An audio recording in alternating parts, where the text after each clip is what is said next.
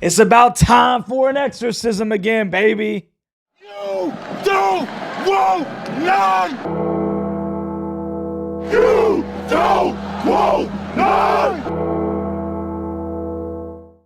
What's going on, Tar Heel Nation? It is your favorite North Carolinian, Russ, the Tar Heel. And in this huddle, we're going to talk about the greatest rivalry in all of sports, professional or college. There is nothing like it. It's good versus evil. It's light versus darkness. It's Carolina versus Puke. 6:30 on ESPN, and College Game Day is going to be there. But you guys already know that before we get into the intricate details of the greatest game in the country, we've got to take a look at the updated ACC standings as of February 1st. And as you already know, the number 3 North Carolina Tar Heels are still seated on the throne of ACC glory at 9-1.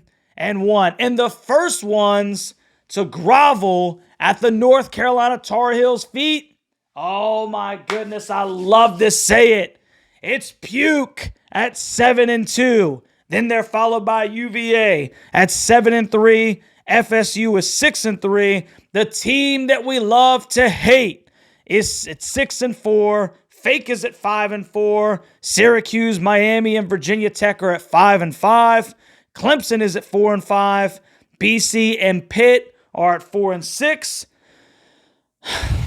The Giant Killers, Georgia Tech, is at 3-7.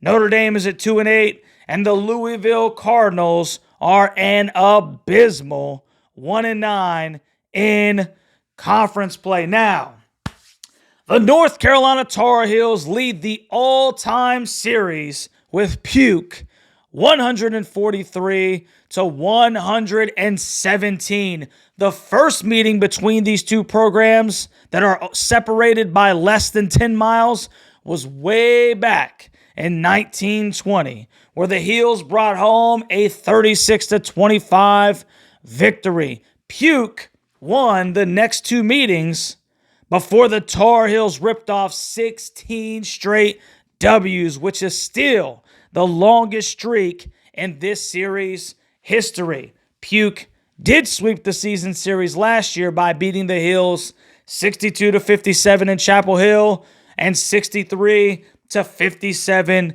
in Durham. But we're not going to talk about that, baby. This is 2023, 2024, right?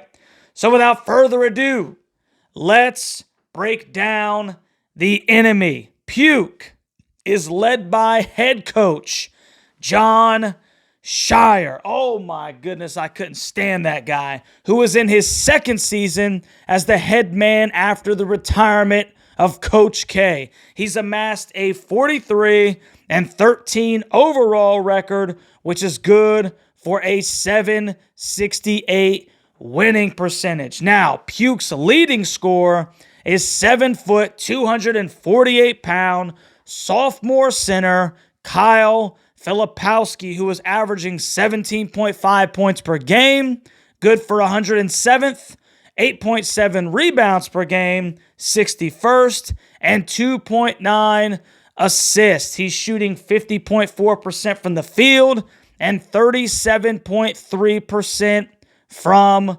three. Now, interesting fact, and you'll see this amongst all the Dukies, Kyle is shooting only 25.9% from three on the road this year.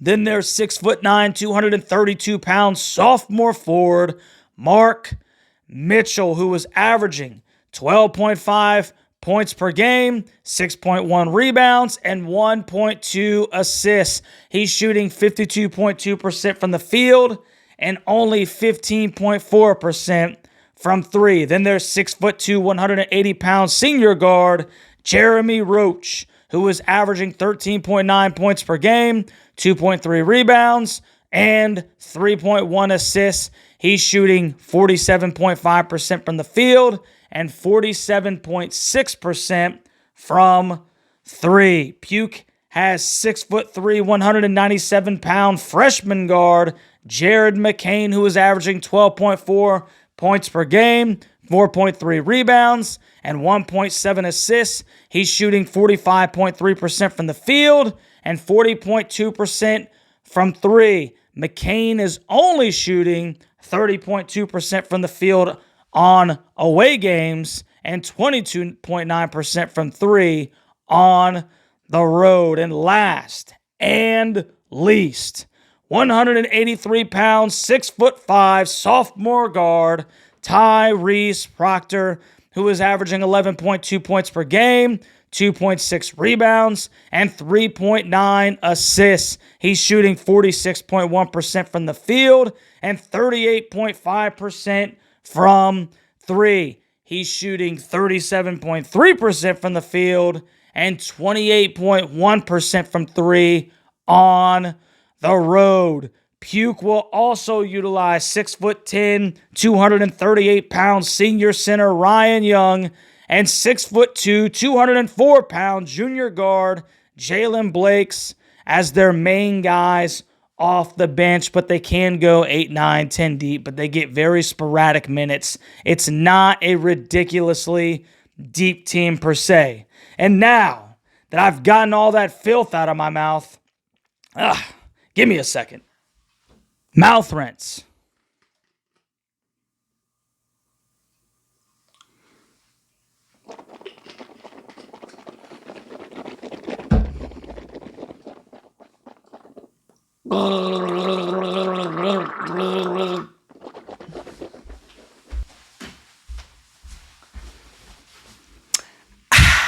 Much better.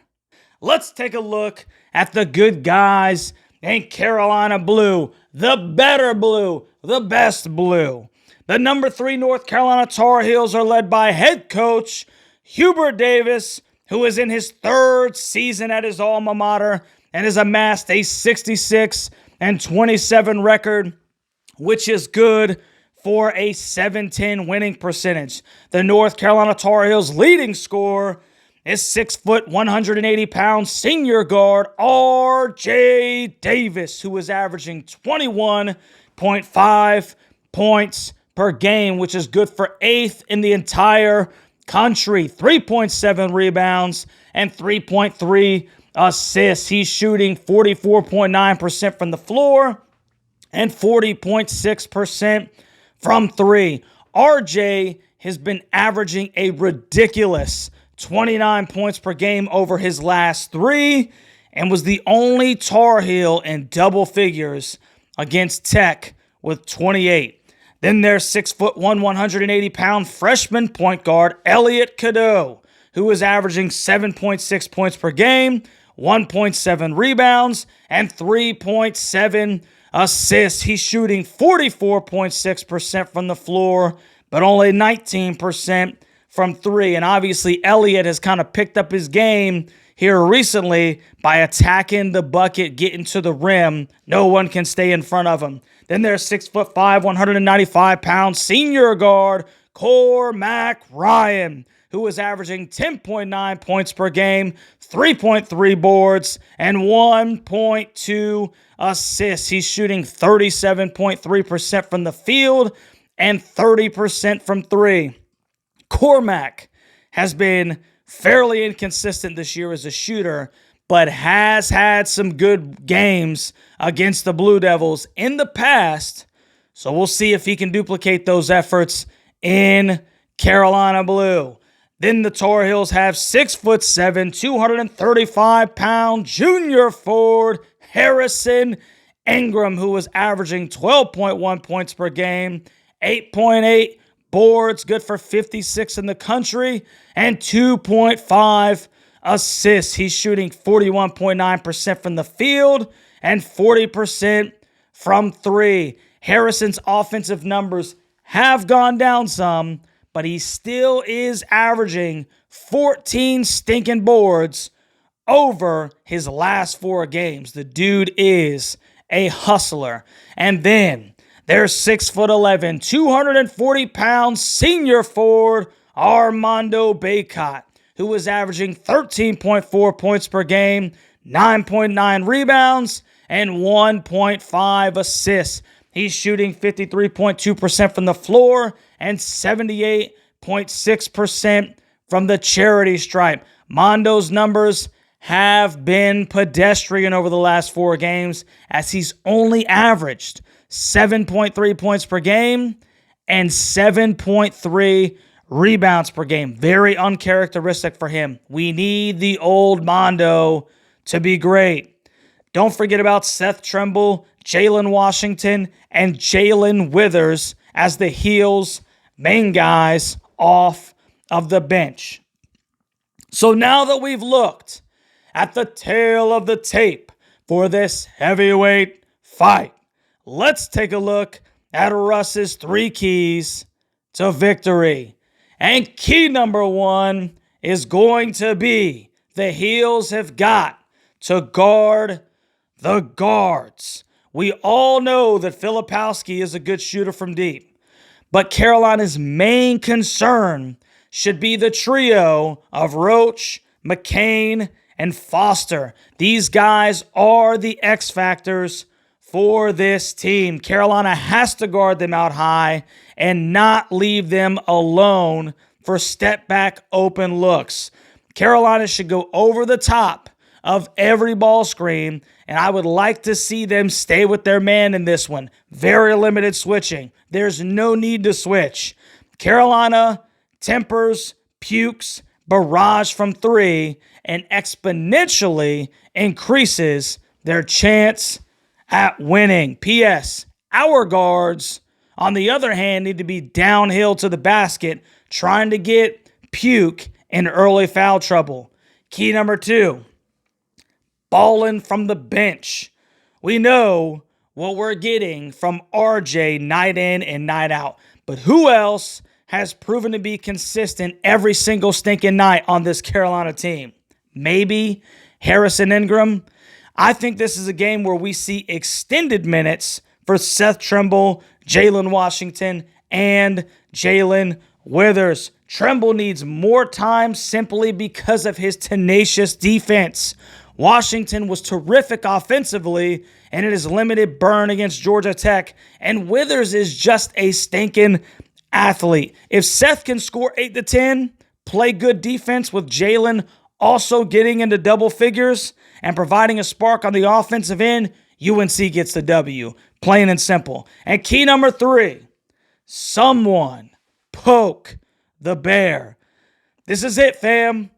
Mondo famously said, I would die for this university. I want to see it. I want to see the bear awake from his 4-game hibernation and play pissed off. It's the game of all games, Mondo. Physical, down low, carve out your space, and when you get the ball, go to work. I can't wait to see him and Filipowski go at it. Get fired up, baby. Will someone please poke the bear? Which leads us to Russ's score prediction. So the ESPN matchup indicator gives the Heels a 67% chance at beating Puke in Chapel Hill. North Carolina's inexplicable loss to Georgia Tech a few days ago has made this game a sneaky important one for Carolina, as they still have some tough games ahead, including a trip to Durham to finish up the regular season. So the last thing the Heels want is to lose this game at home. I think the North Carolina Tar Heels get some exceptional minutes from the bench in this one. R.J. Davis does R.J. Davis things, and Mondo steps in, gets mad, gets pissed off, has himself a double-double, and Puke just can't get enough going from beyond the perimeter to get the W. This will be an extremely close ball game, but the Heels have been a different team on Roy Williams' court. So give me the Heels to take this one 78-75 in an ESPN instant classic, re-emphasizing Carolina's control over the Atlantic Coast Conference. So let me know what you think about Russ's score prediction down in the comment section, Tar Heel Nation. Am I onto something? Or do I look like as unintelligent as John Shire trying to address all the Dukies during a TV timeout? If you haven't already, like, share, subscribe to the channel, and consider becoming a member of the Huddle Hooligans. There will be a live reaction and watch party, baby, on February 3rd at 6:30 to watch the Heels defend the Dome against the Devils. So you make sure that you come and hang out with your boy as we watch the most important game of the year. As always, I am looking forward to it, especially this one. We will catch you on the next one, Tar Heel Nation.